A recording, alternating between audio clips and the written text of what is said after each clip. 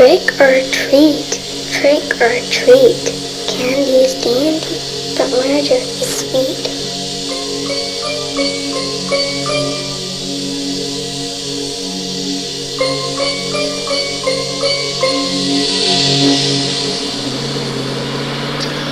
Okay, Martha, how about this?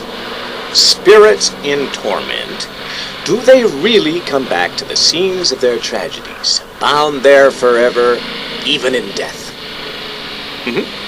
Martha? Martha stared out at the deepening twilight, the rolling hillside so unfamiliar, the trees nearly stripped by October winds. In spite of the station wagon's stuffy interior, she shivered. Martha? Dad, do we have to talk about that now? Well, why not? It's a great topic for my new article. Halloween's got me inspired. Come on, Martha, are you still upset with me? I just can't believe you've done this. Look, we already talked about it. You knew Sally and I wanted to get married and have all of us together. I couldn't live in the house where Sally lived with her ex-husband. And Sally and Connor couldn't compete with all your mother's memories at home. We had to get a place of our own.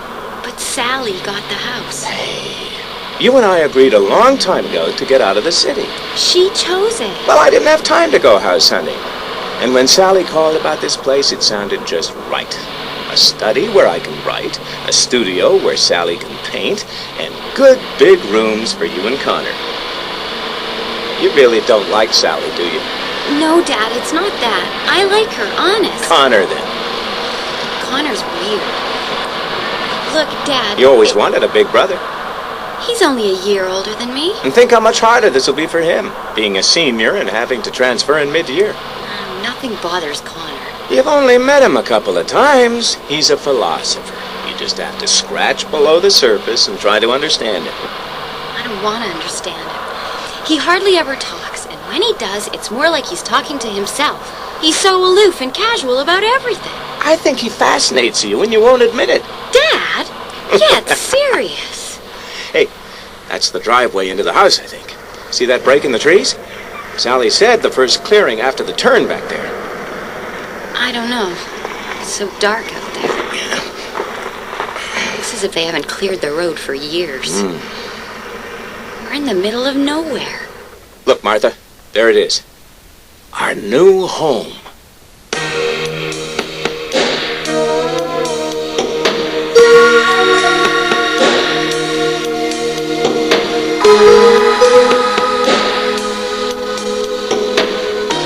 Trick or Treat by Richie Tankersley Cusick.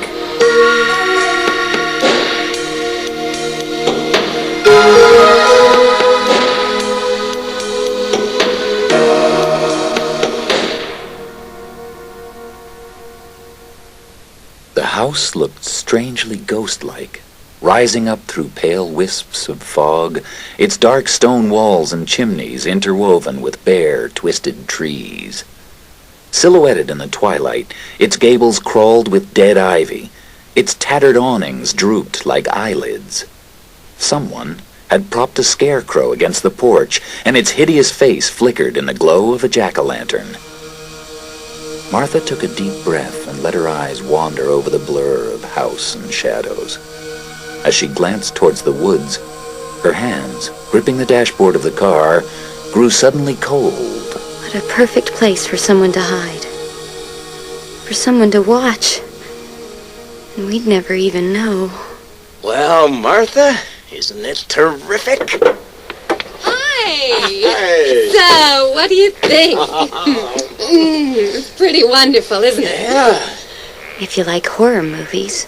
So, don't you think so, Martha? Yeah, Sally, it's great. Martha gazed at the cracked door, its paint peeling off, its panes of stained glass broken. Some of the boards on the porch were rotted away completely. Well, of course it still needs work. But what potential! I guess so. Hi. Oh, hi. Martha had forgotten all about Connor. As he stepped onto the porch, the light from the hallway caught his face, and she felt herself drawn to him, just as she had been before. There was something about him, something Martha couldn't quite pinpoint. The square jaw and the way his mouth was always set. The corners always lifted slightly in a secret sort of amusement. The deep-set eyes, so cool and steady and blue beneath his low brows.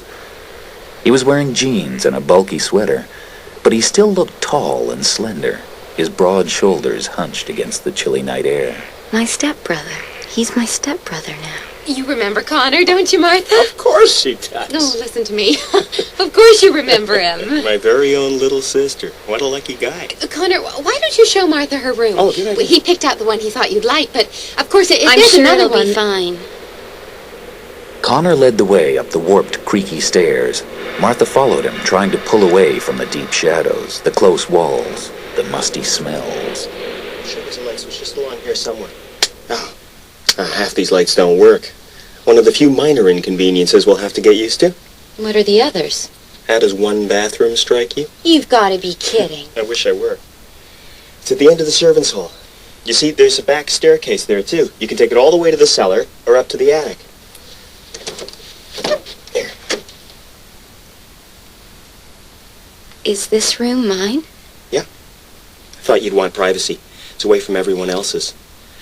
Mom brought this bag down from the attic. You could use it until...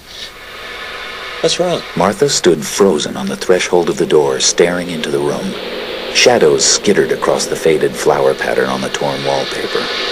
A bare window seat stretched beneath a curtainless window, and the closet door stood slightly ajar. It's so cold. Oh, once you get your things in here, it won't seem so bad. No. Can't you feel it? The cold. Something terrible happened in this room. Connor! Martha! Come on, dinner! It's just drafts. All old houses have them. Yes.